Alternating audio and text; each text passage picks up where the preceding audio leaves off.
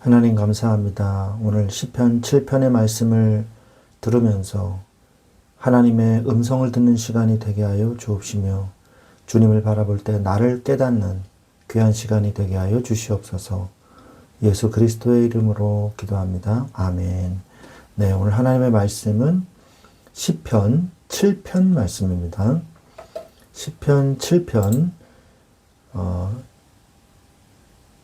9절부터 11절까지 말씀을 제가 봉독해 드리겠습니다.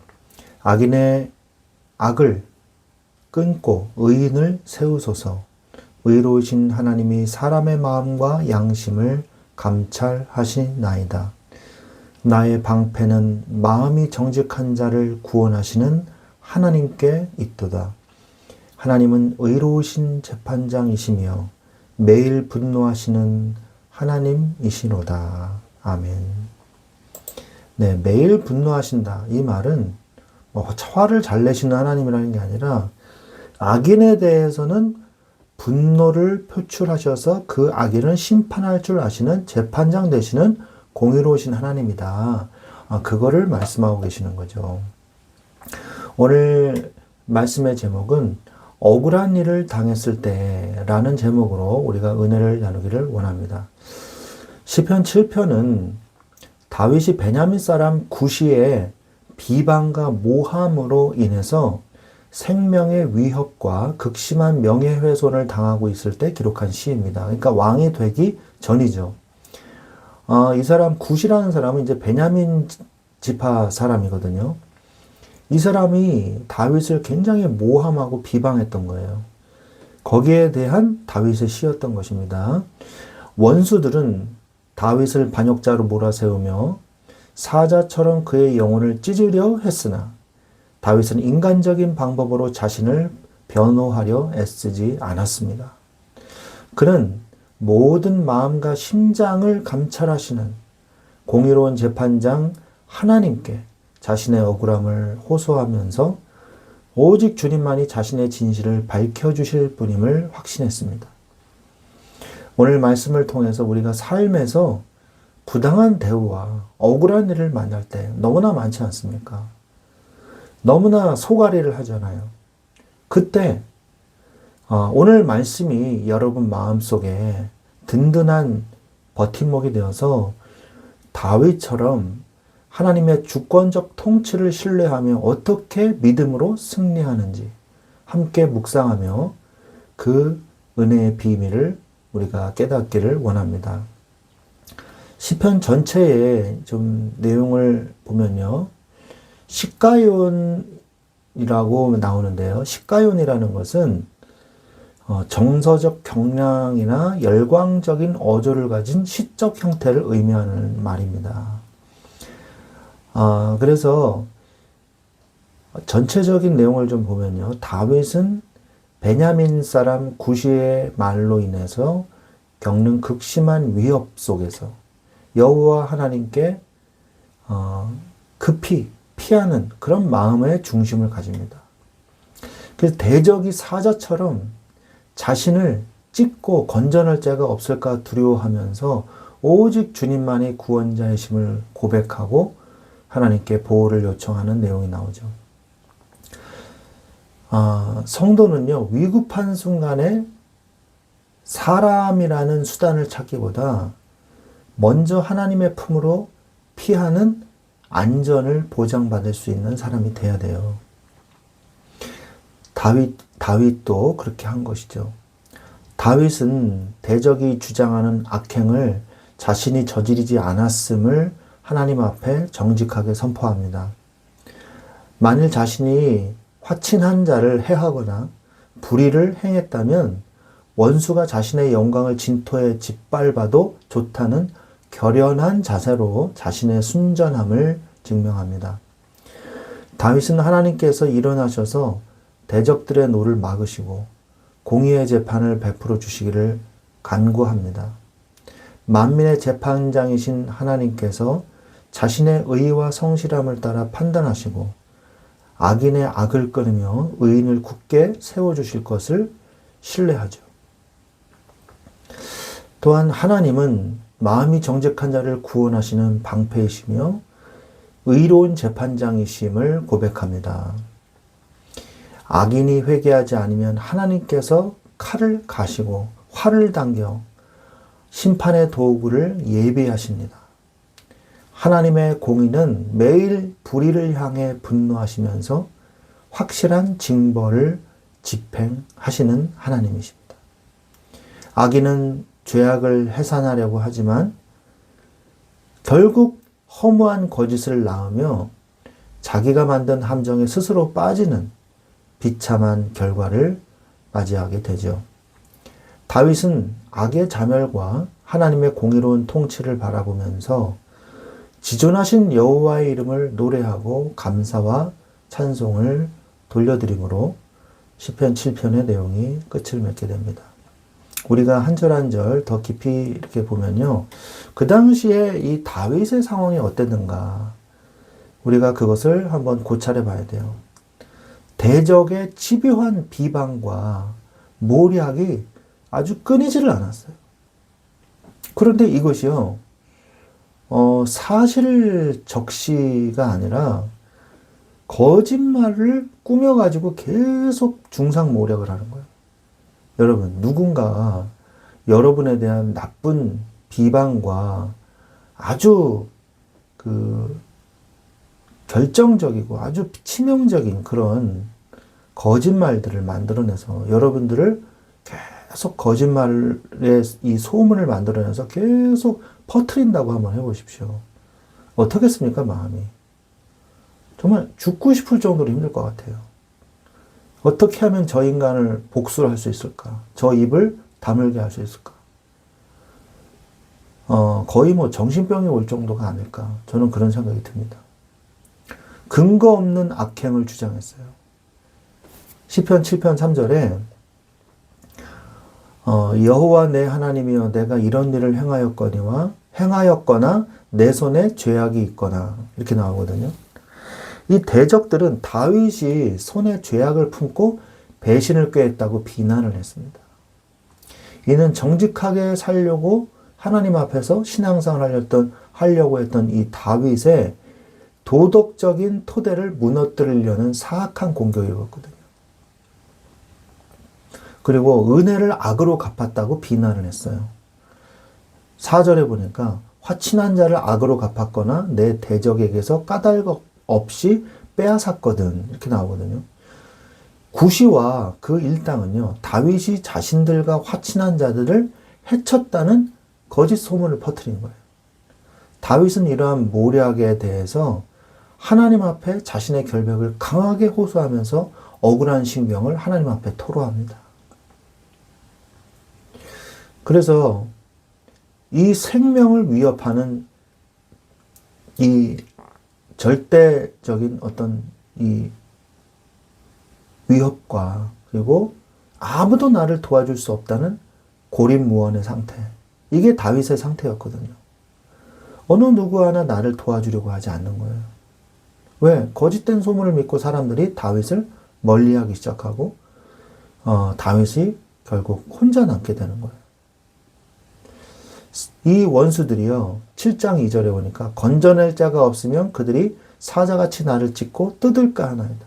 나를 도와줄 자가 없으면 나를 사자가 갈기갈기 사람을 찢어가지고 죽이듯이 나를 뜯을까 하나이다. 라고 다윗의 심령 속에 있는 그 허무한 걱정과 공포를 하나님 앞에 이야기하고 있는 거죠. 단순히 말뿐인 비방이 아니라 실제로 다윗의 목숨을 노리는 물리적 위협이 극에 달한 상태였어요. 다윗은 도와줄 리가 아무도 없는 절박한 고립 상태에서 하나님의 주권과 하나님의 개입하심을 간절히 구한 것입니다. 도와줄 분은 누구밖에 없어요? 하나님밖에 없다는 거죠. 또한 영광이 진토에 묻힐 위기라고 다윗은 이야기를 합니다. 5절에 보니까 원수가 나의 영혼을 쫓아 잡아 내 생명을 땅에 짓밟게 하고 내 영광을 먼지 속에 살게 하소서. 셀라. 다윗의 상황은요, 명예와 생명 모두를 잃을 만큼 절박했어요. 그는 만약 자신이 실제로 죄를 지었다면 대적에게 짓밟혀도 좋다고 말할 만큼 배수진을 치고 하나님께 매달린 거죠. 원수가 나의 영혼을 쫓아잡아서 내 생명을 땅에 짓밟게 하고 내 영광을 먼지 속에 살게 하십시오. 내가 만약에 이런 죄를 저질렀다면, 우리가 앞부분을 아까 읽었잖아요. 그랬다면 하십시오. 난 안 했습니다. 이 말이죠. 다윗은 이러한 일들에 대해서 어떻게 대처를 해 나갔을까요? 다윗의 신앙의 모습을 우리가 자세히 보면요, 우리가 억울한 일을 당했을 때 우리도 그대로 하면 돼요. 다윗은요, 여호와께 피하기를 구했어요. 그리고 그 하나님께 구원을 요청했어요. 유일한 피난처는 어디입니까? 하나님이십니다. 7장 1절에 여호와 내 하나님이여 내가 주께 피하오니 나를 쫓아오는 모든 자들에게서 나를 구원하여 내소서 말씀하시죠. 다윗은 군사력이나 지략을 의지할 수 있었지만 그것을 의지한 게 아니에요. 다윗은 그것을 의지하기보다 가장 먼저 하나님께 피했습니다. 이는 모든 문제의 해결자가 여호와의 심을 인정하는 신앙의 근본 자세가 다윗은 있었던 거예요. 이게 핵심이에요. 다윗은 하나님께 피할 줄 아는, 하나님을 의지할 줄 아는 사람이었던 거예요. 우리가 그런 마음과 그런 자세가 있어야 된다는 것입니다. 또한 공의로운 판결에 대한 간구를 합니다. 8절에 보니까 여호와께서 만민에게 심판을 행하시오니 여호와여 나의 의와 나의 성실함을 따라 나를 심판하소서. 사람의 판단은요 굽어질 수 있으나 하나님의 판결은 완전함을 믿었습니다. 다윗은 자신의 의로움과 성실함이 하나님 앞에서 증명되기를 간절히 기도하면서 판단을 주님께 맡긴 것이죠. 또한 다윗은요 하나님의 감찰과 방패를 신뢰했어요. 마음과 심장을 감찰하시는 하나님이라고 9절에 고백을 하거든요. 사람들은 겉모습과 소문으로 다윗을 판단하지만 하나님은 인간의 가장 깊은 내면과 그 동기까지 꿰뚫어 보시는 분임을 다윗은 신뢰한 것입니다. 하나님께서 진실을 밝혀주실 것을 믿고 기다린 거예요. 하나님, 진실을 만인에게 밝혀주십시오. 내가 그런 의도로 한 것이 아니라는 것을. 이 영적인 비밀을 불신자는 모르지만 불신자도 알 정도로 나에게 증거를 주십시오. 여러분들이 기도하시면 돼요. 세상이 하나님의 자녀된 나를 어떻게 알겠어요? 저 사람이 하나님 자녀야. 저 사람이 하나님 자녀라고? 야, 대단한 걸. 세상은 그렇게 말하지 않습니다. 뭘 봐요? 나의 스펙, 나의 능력, 나의 어떤 업무 처리 능력, 나의 성격, 나의 성향, 나의 인격 이런 걸 보겠죠.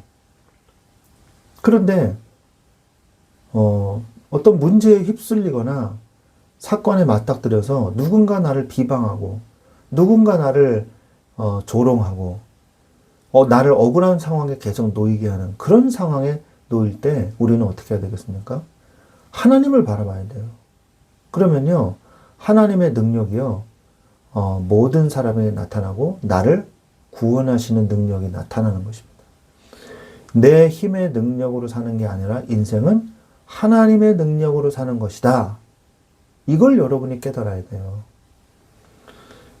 다윗이 하나님의 감찰과 방패를 신뢰했잖아요. 사람들은 겉모습으로 판단했지만 하나님은 어때요? 나 여호와는 중심을 보느니라 말씀하지 않습니까? 하나님은 이 다윗을요, 구원의 방패로 지켜주심을 다윗이 보게 된 거예요. 다윗은 자신의 방패가 세속적 권력이 아니라 정직한 자를 지키시는 하나님께 있다고 선포합니다. 이 확신이 억울함 속에서도 그를 견디게 하는 힘이었던 거예요. 여러분은 억울한 일을 당했을 때 어떠한 신앙의 제스처를 취해야 될까요? 어떠한 신앙의 자세를 가져야 될까요? 제일 중요한 게 뭐냐? 첫 번째로 하나님 앞에 서십시오. 코람 데오죠. 데오가 하나님이고 코람이 하나님 앞에라는 뜻이거든요. In front of God 이라는 뜻이거든요. 사람에게 호소하거나 송사를 가리려고 해도 소용없는 일이에요. 시편 118편 8절에 여호와께 피하는 것이 사람을 신뢰하는 것보다 나으며 라고 말씀하고 계시지 않습니까?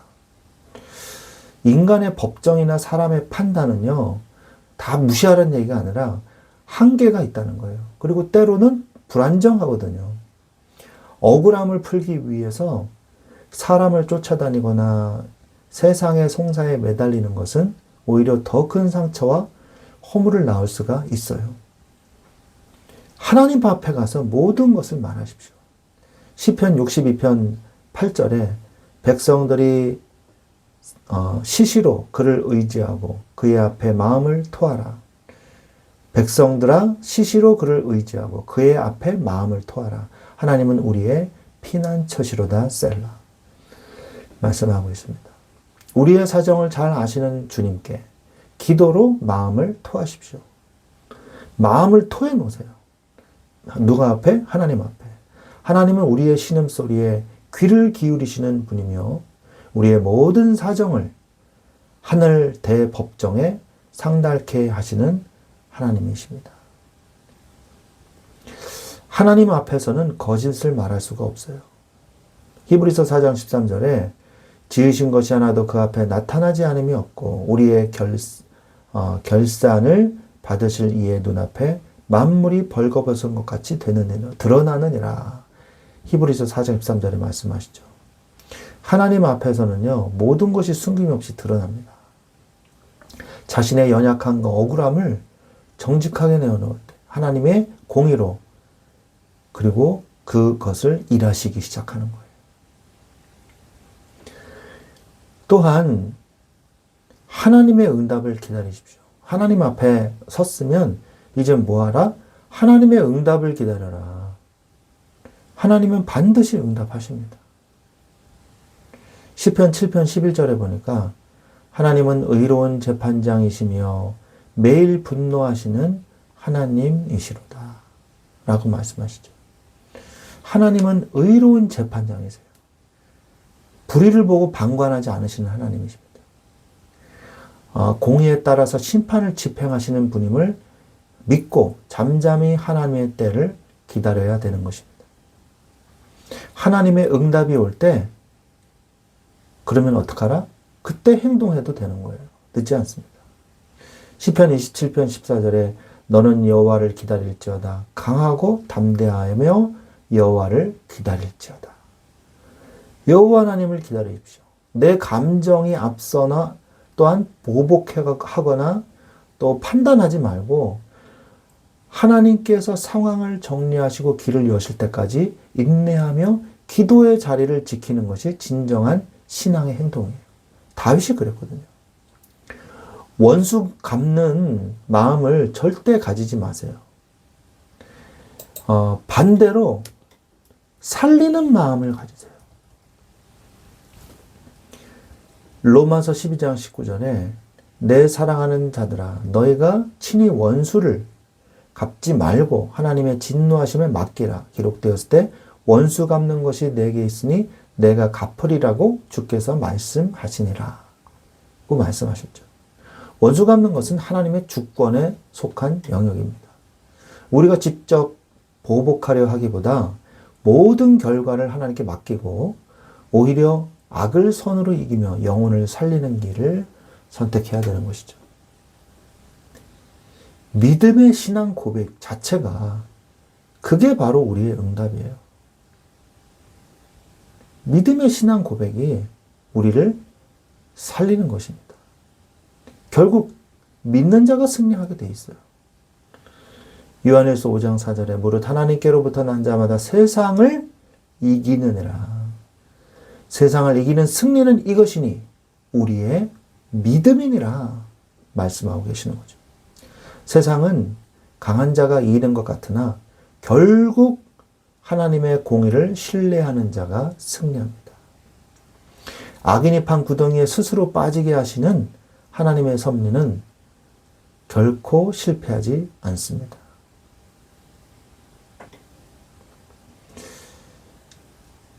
또한 신앙의 길만이 옳은 길이에요. 세상의 편법이 일시적으로 빨라 보일지라도 하나님의 말씀을 따르는 길이 유일하고 확실한 길입니다. 말씀은 억울함의 이 어둠 속에서 우리를 바른 길로 인도하는 빛이 되는 것입니다. 끝까지 흔들리지 마세요. 그러면 영광의 아침이 밝아올 것이에요. 고린도전서 15장 58절에 그러므로 내 사랑하는 형제들아 견실하며 흔들리지 말고 항상 주의 일에 더욱 힘쓰는 자들이 되라. 이는 너희 수고가 주 안에서 헛되지 않음을 아름이라. 아멘. 현재의 고난도 그리고 수고도 결코 헛되지 않습니다. 믿음의 중심을 지키고 흔들리지 않을 때 하나님께서 약속하신 영광의 날에 우리를 온전하게 하시고 굳건하게 세워 주실 것입니다. 하나님을 믿으십시오. 우리 사랑하는 귀한 우리 말씀 충만한 교회 성도 여러분, 다윗은 억울한 비방 속에서도 거짓 그 소문 속에서도 지존하신 여호와의 이름을 찬양하겠다고 고백하면서 기도를 마칩니다. 우리를 무너뜨리려는 원수들의 공격이 거셀수록 우리는 더욱 견고하신 하나님을 바라봐야 합니다. 의로운 재판장이신 하나님께서 우리의 마음을 아시고 친히 방패가 되어주실 것입니다. 이 하나님을 믿으십시오. 억울함에 눈물을 닦아주시고 마침내 승리케 하실 주님을 신뢰하면서 모든 상황 속에서도 찬양을 잃지 않는 복된 다윗과 같은 응답을 받는 여러분들이 되시기를 우리 주 예수 그리스도의 이름으로 축원드립니다. 아멘.